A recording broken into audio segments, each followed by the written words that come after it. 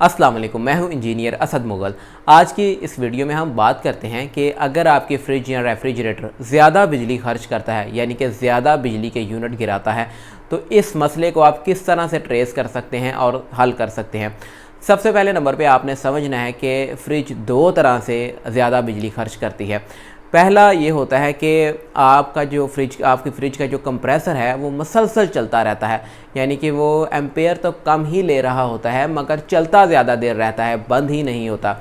अगर अंदर कूलिंग पूरी भी हो जाती है तो ऑटोमेटिकली फ्रिज के कंप्रेसर को ऑफ़ हो जाना चाहिए। अंदर एक टेम्परेचर पे कूलिंग पूरी करके उसको ऑफ़ हो जाना चाहिए, मगर वो ऑफ़ ही नहीं होता, मुसलसल चलता रहता है। एक तो इस तरह से बिजली ज़्यादा खर्च होती है। दूसरे नंबर पे ये होता है कि फ्रिज का कंप्रेसर नॉर्मल रेंज से ज़्यादा एम्पेयर ले रहा होता है, यानी कि ज़्यादा बिजली खर्च कर रहा होता है। यानी कि टेम्परेचर तो अपने हिसाब से वो पूरा करके ऑफ़ हो जाता है, मगर जब वो चलता है कंप्रेसर तो तब ज़्यादा एम्पेयर लेता है। अब इन दोनों मसलों को अलग तरीके से सॉल्व किया जाता है। पहला ये है कि अगर तो उसका कंप्रेसर ऑफ़ ही नहीं होता, मुसलसल चलता रहता है, तो उसको पहले आपने चेक कर लेना है। अब इसको चेक करने का तरीका ये है कि आपने सबसे पहले फ्रिज को खाली करना है और उसके दोनों डोर्स को खोल देना है। 4-5 घंटों के लिए फ्रिज को बंद ही रहने देना है, ताकि उसके अंदर जितनी भी कूलिंग है वो या बर्फ़ वगैरह जमी है वो सारी पिघल जाए और कूलिंग बाहर निकल जाए। अब आपने खाली फ्रिज को ही बंद करना है और फ्रिज को ऑन करना है। फ्रिज को आपने थर्मोस्टेट की जो सेटिंग है वो 1 या 2 नंबर पे रखनी है। फ्रिज को ऑन कर देना है। ऑन करने के बाद आपने आधा या पौना घंटा फ्रिज को चलते रहने देना है। आधे या पौने घंटे के बाद आपने फ्रिज को कान लगा के देखना है कि उसका कंप्रेसर जो है वो ऑन है, यानी कि चल रहा है, या ऑटोमेटिकली ऑफ़ हो चुका है।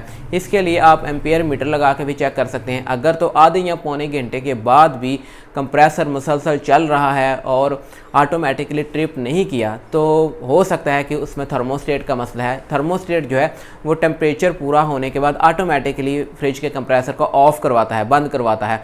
अगर बंद नहीं हो रही तो इसमें 3-4 उसकी वजह हो सकती हैं। पहली वजह तो ये है कि उसका थर्मोस्टेट ख़राब हो सकता है, यानी कि जो टेम्परेचर सेंसर है वो उसका ख़राब है।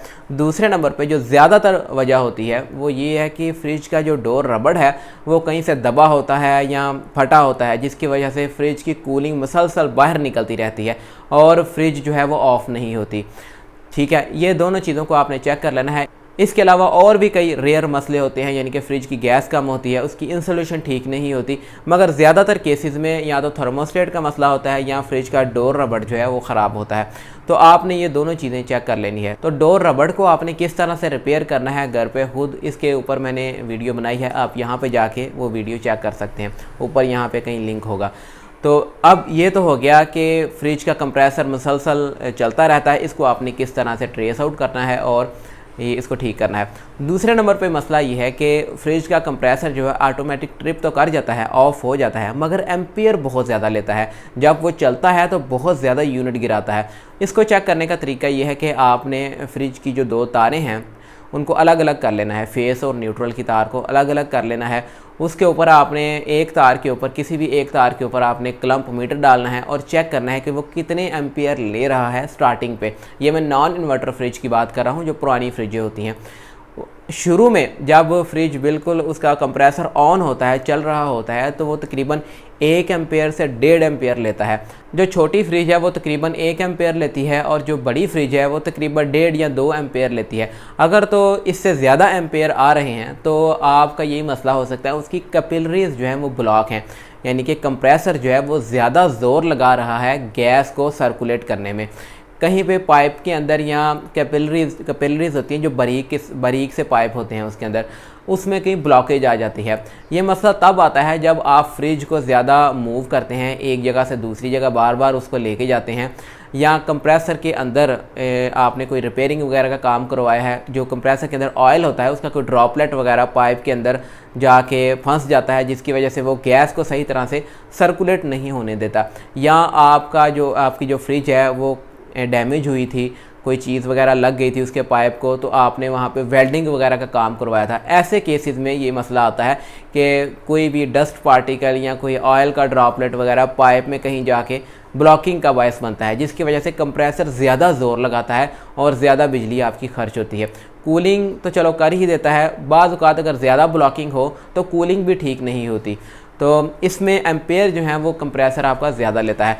इसमें दूसरा केस ये होता है कि अगर तो एम्पेयर बहुत कम आ रहे हैं, 1 एम्पेयर से भी कम ले रही है, तो फिर गैस कम हो सकती है। जब गैस कम होती है तो फिर भी कंप्रेसर जो है वो, जब गैस कम होती है तो फिर कंप्रेसर कम एम्पेयर लेता है, यानी कि उसका ज़ोर ही नहीं लग रहा होता क्योंकि पाइप्स के अंदर गैस ही नहीं होती, तो फिर एम्पेयर जो है वो कम आते हैं और आपकी जो कूलिंग है वो भी ठीक तरह से नहीं होती।